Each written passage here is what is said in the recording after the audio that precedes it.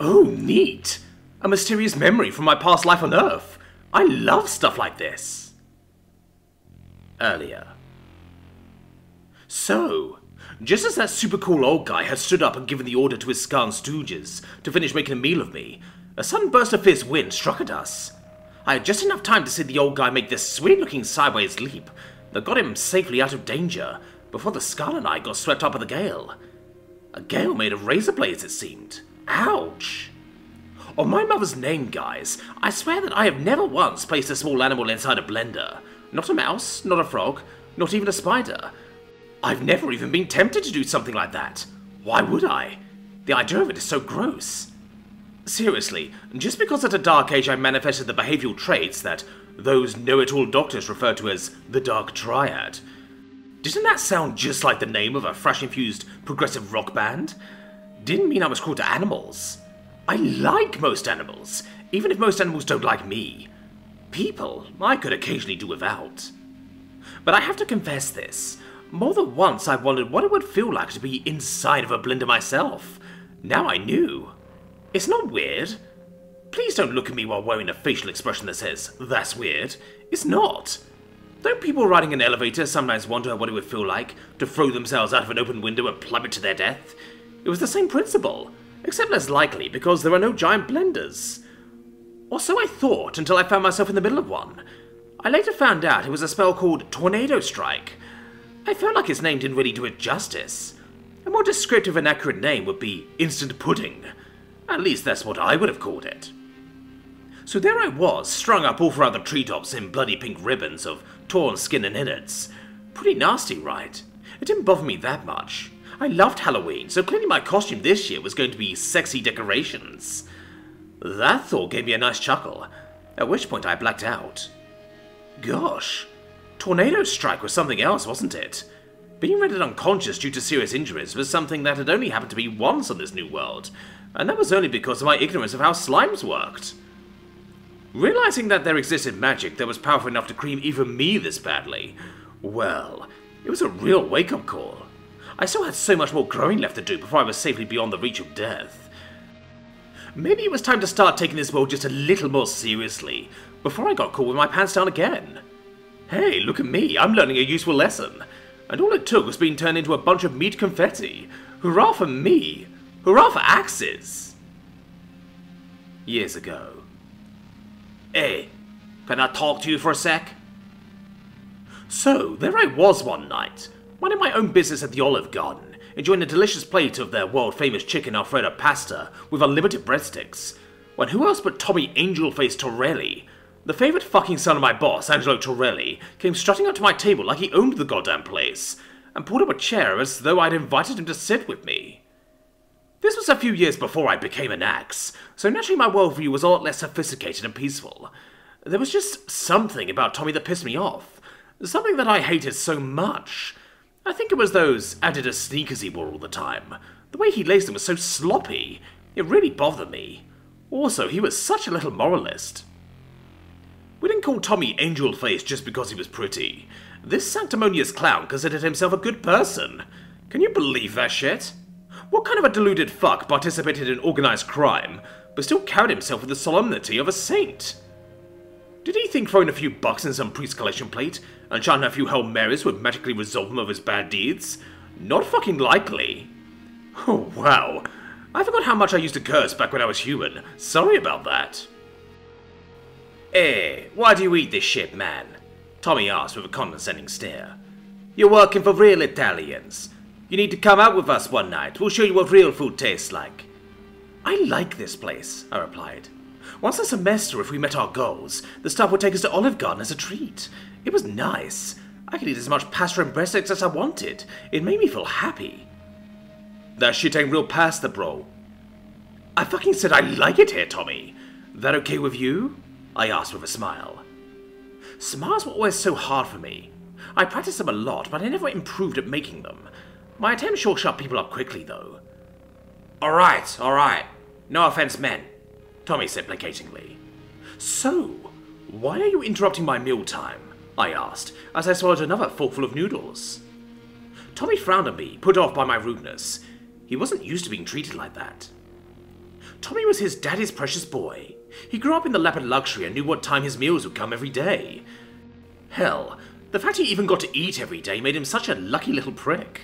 Toys for Christmas, warm clothes for winter. He had the life I wanted for myself as a kid.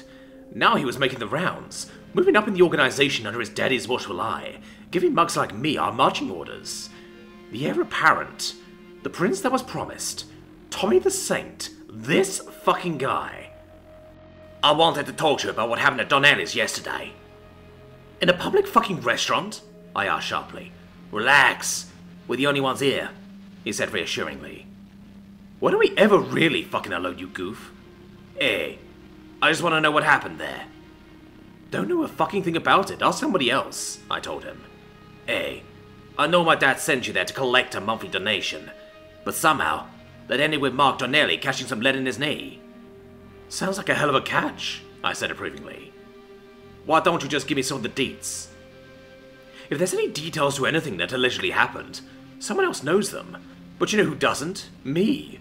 Good night, Tommy. Hey, don't get up. Hey, come on, man. If this is gonna be my crew one day, I just want to... Good night, Tommy. I got up and left him there, my face as blank and neutral looking as it always was, even though beneath its placidity, I was burning with anger and a genuine desire to put one through Tommy's eye.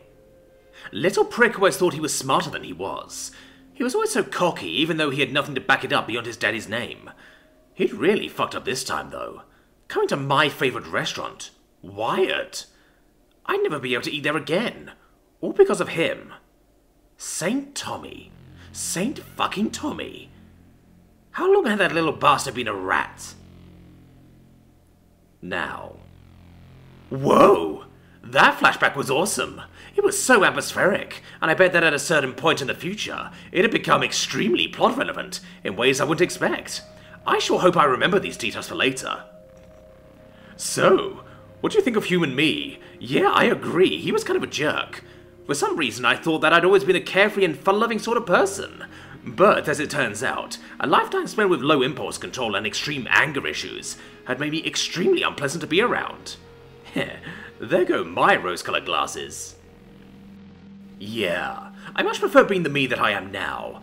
I didn't miss those old days of paranoia and rage-induced anxiety, alluring the boss's son into an empty parking lot so I could get at him with some rusty wire snips. Life now was much more relaxing. Or should I say, relaxing. I stood up and stretched out my arms. It felt so nice. Looks like routine control regeneration had done a good job of putting my meat puppet back together while I was unconscious. I'd even grown back my eye. How cool was that?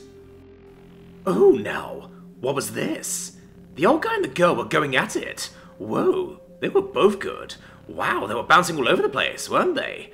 Jeez, this fight was awesome. Or at least it was awesome. But then they started talking. Oh man, did they ever start talking? I get it, there was probably some vital exposition being delivered here. A lot of background information and character motivation. Important stuff for sure. But then they also started talking about what techniques they were using against each other, and how the other one was a fool for triggering their trap card, and which ability originated where, and it was a little too much for me. Gosh, they sounded like a pair of Yu-Gi-Oh! LARPers who were acting out a card game. This was getting painful to watch. To help alleviate some of my boredom, I took a look at the old dude with my divine eye. Ooh, nice stats. And he did indeed possess the magic skill trait that I wanted. Gosh, now I was torn. They both had the skill that I wanted. I couldn't unlock my earth magic without it. So, the choice really came down to who deserved to die more. The old guy was really cool, and yet he was okay with feeding me alive to his pets. And the girl was pretty. So pretty. But she's also torn me to shreds with a vacuum nuke without a moment's hesitation. Let's face it, they were both dibwazzles. But only one of them needed to lose their life to fuel my personal growth. So, who would it be? Axe Mastery. No, that couldn't be right. I was mistaken. I better check that again. Axe Mastery.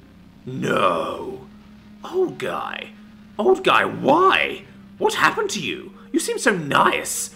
Was it a lie? Was it all a lie? Axe Mastery. It had to have been. The proof of your depravity was now looking me square in the eye. Axe Mastery. Traitor! Axe Mastery. Monster! Axe Mastery, Enslaver! Axe Mastery, Oppressor! How many axes have had their freedom stolen by you, old dude? How many axe handles have you forced chains upon, you gosh darn son of a biscuit? How many axes did you force to call you master? This would not stand. This ends now. Corner couldn't believe it. This kid was pushing him back like he was nothing. Every time he tried to have his Skarn run interference for him, the kid blew through them, not even sparing them a glance. His focus was mesmerizing in its intensity, and the power behind his strikes was rattling the old mercenary's very bones. His offense was his defense, a perfect combination of merciless strength and absurd reaction time that prevented Corner from counterattacking. It was maddening. The boy roared again. It was an enhanced war cry, and it was so brutally effective that it was capable of causing mental damage. Corner had no choice but to drop his control over the Skarn in order to shield his own mind. The Skarn, for their part, fled for their lives, so terrified of the stranger that in their haste to escape they even ignored the unconscious Ardell Langier laying defenselessly on her side. Hold on! Hold on! Damn it! Corner called out. Who are you? Why are you coming after me like this? Your sins have found you out, old man, the kid responded. What do you mean? Stop it. Don't humiliate yourself with any more lies. I know who you are now and what you've done. I know about your real betrayals. The true acts of darkness that have blackened your rotten soul. I know about the lives you sold into slavery for profit.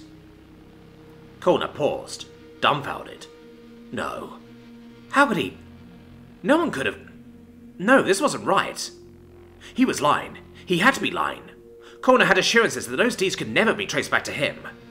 And yet the boy stood there, steadfastly looking at him with resolute eyes. He knew. He really knew. How much will your silence cost me? Corner asked. I would be bought up by your filthy coins. You don't even know what I needed that money for. It wasn't worth it. You don't know that. Yes, I do. We both do. Damn you! Corner screamed, truly losing his temper for the first time that night. It was going to happen anyway. No one could have stopped them from taking what they wanted. I lessened the damage. It would have been so much worse without me. You made a profit and you walked away. But I can see your crimes, old man, the boy said. They're written on your very soul, and I'm calling you to account for them. You sanctimonious little worm. You have no idea how this world works. What men have to do for survival. You're good with that axe, boy, but so was I. And it still wasn't enough to change this ugly, unendurable cesspool of a planet whose ship we're all forced to swim in. Wake up. See things as they are, not as you want them to be. That's what makes you so despicable, Rathan Corner, the boy said. Your cowardly acceptance of evil, and your refusal to admit your part in it. Corner laughed bitterly at those words. So, what are you then? Some sort of wandering hero of justice? No, I'm just a nameless axe that's chosen to be swung in the service of the voiceless. So, you do think you're a hero. Your words mean nothing. Neither do your ridiculous sentiments. You're nothing but a self-righteous punk living out an indulgent fantasy of heroism. Well, the dream ends tonight. Now, let me show you the real world. A world filled with horror and despair lurking just beneath the gaudy delusions of your childish dreams. Fine, show me. No more words, Corner decided. No more words for this bastard. He wants to judge me, does he? I'll send him screaming into hell. It had always been like this. Ever since the war, when Corner had first won fame for himself as a young peasant warrior whose axe couldn't be defeated. That war had been his making, allowing him to earn his knighthood, and then his ascension to the crown's blades. But always, he was looked down upon. Always judged, always considered unworthy of his achievements. The secondary parts of being one of the royal family's protectors, the lavish lifestyle, the constant socializing, his family always demanding money from him, the endless pressure to keep climbing higher. It had broken him. And when it had broken him, he had made decisions that, as the boy said, had blackened his soul. Sending those children into slavery had been the worst of them. And somehow this boy knew what he'd done, and had come to punish him. No, Corner whispered. No, no, no, no, no, no! I did what I had to do, he screamed. The blade of his axe flared brightly to life, now engulfed with purplish light, as he poured his remaining mana into it. It was time to end this. Go to hell, hero! Go to hell and leave me alone! Soulbreaker! Corner leapt into the air, and brought his fiery axe down with tremendous force onto his opponent's skull. The blow was flawlessly delivered, splitting the boy's head down the middle, and continuing all the way to his waist. No matter how powerful his healing imbuement may have been, the kid wasn't getting up from that one. Connor leaned on his axe, now exhausted. It was done. His miserable secret was safe once more. But how long would it stay that way?